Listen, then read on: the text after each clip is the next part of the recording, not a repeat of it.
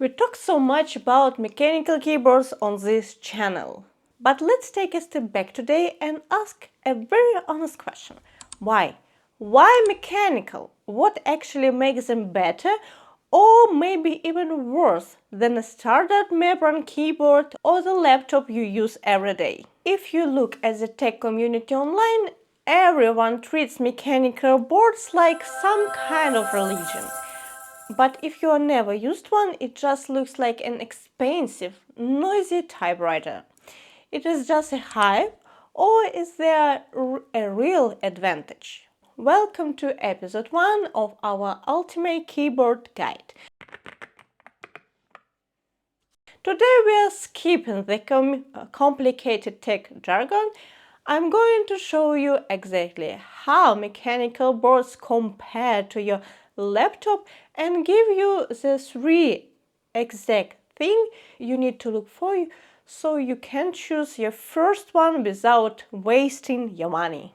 Let's get into it! Hey everyone, welcome back to Tech Duo. If you're completely new here, we live and breathe keyboards on this channel. We notice our comment section is full of people who want to upgrade their setup but are terrified of making a mistake. They ask us things like, will a mechanical keyboard hurt my wrists? Or is a small 65% layout annoying for work?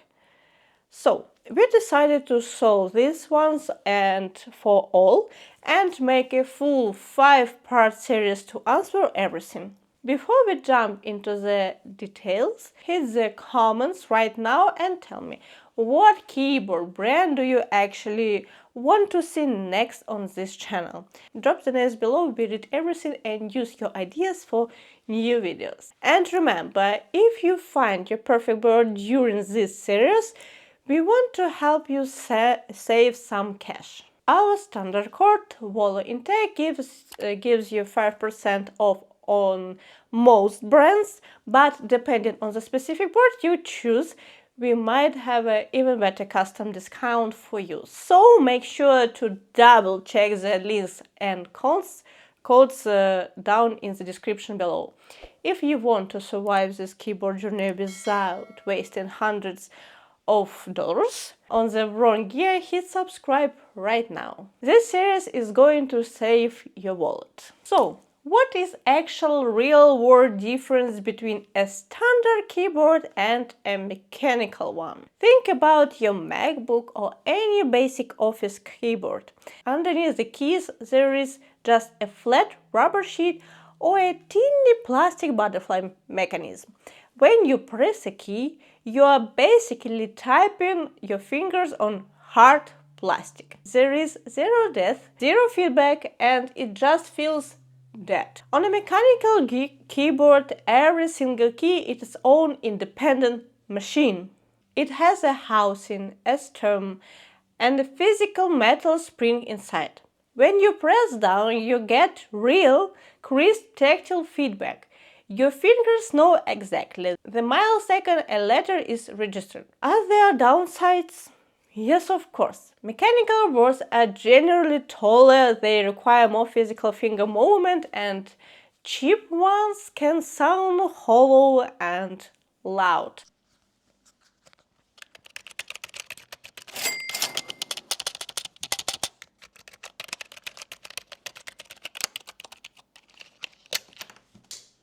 But a good mechanical switch dramatically reduces finger fatigue during long work sessions.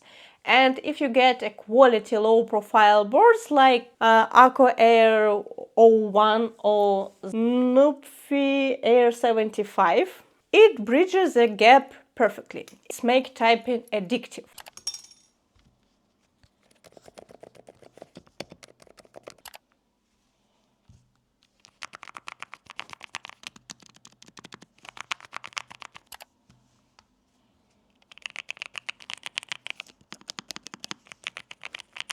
But the biggest shot for a beginner it's the feel, it's the size. When you start shopping for your first mechanical keyboard, you will see a lot of confusing percentages. 60, 65, 75, tactile. What does all this mean? Let's break it down simply. First, you have 100% or full size. This is a monster. It has the letters, the function row, the arrow keys, and the dedicated number part of the right. If you are an accountant or work with spreadsheets all day, it's fine, but it takes up half your desk. Your mouse has no room to move, which forces your shoulders into an awkward position. Next is tactile or 10K slash. This is basically an 80% keyboard. It cuts off the number part but keeps all your arrow keys and the top function row. It's a very safe standard choice.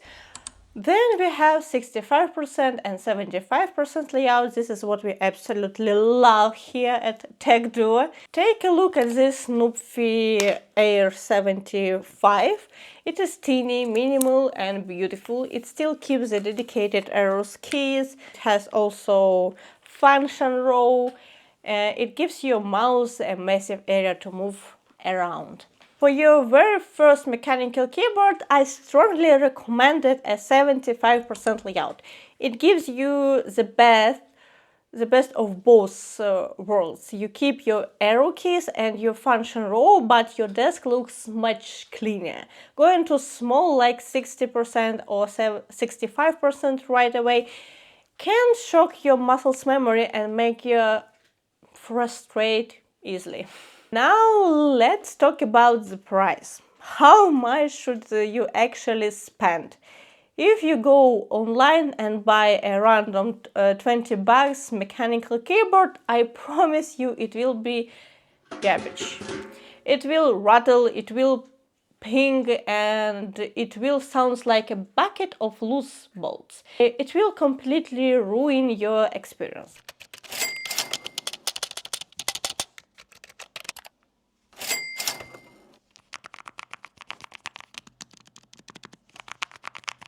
The realistic sweet spot for a great beginner experience is between $80 and $100.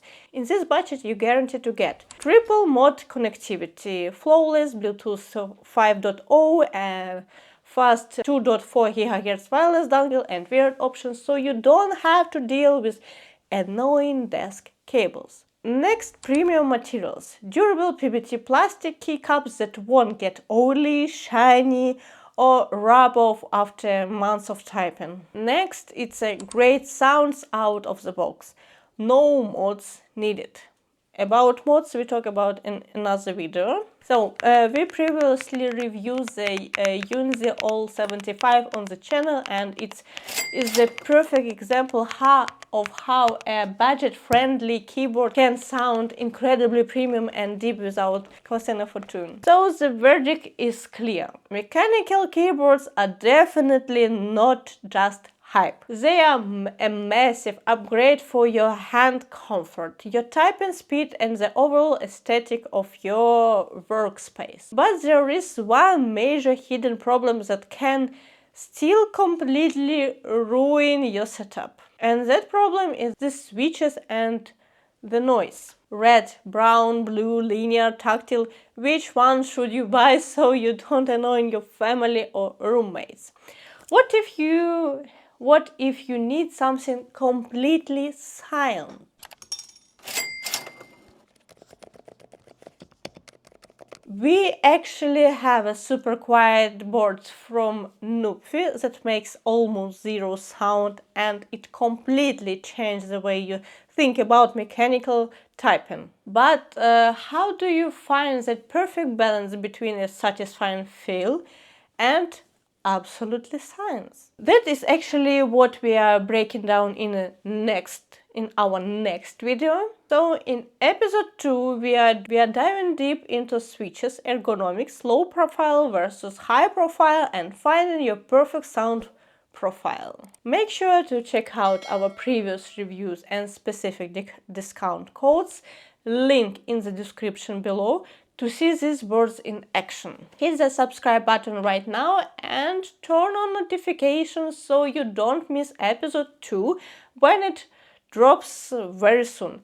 Don't forget to drop a comment below about your favorite keyboard brand. So, thanks for watching. Tech Duo, stay safe, take care of your wrist, and I'll see you in the next one. Bye!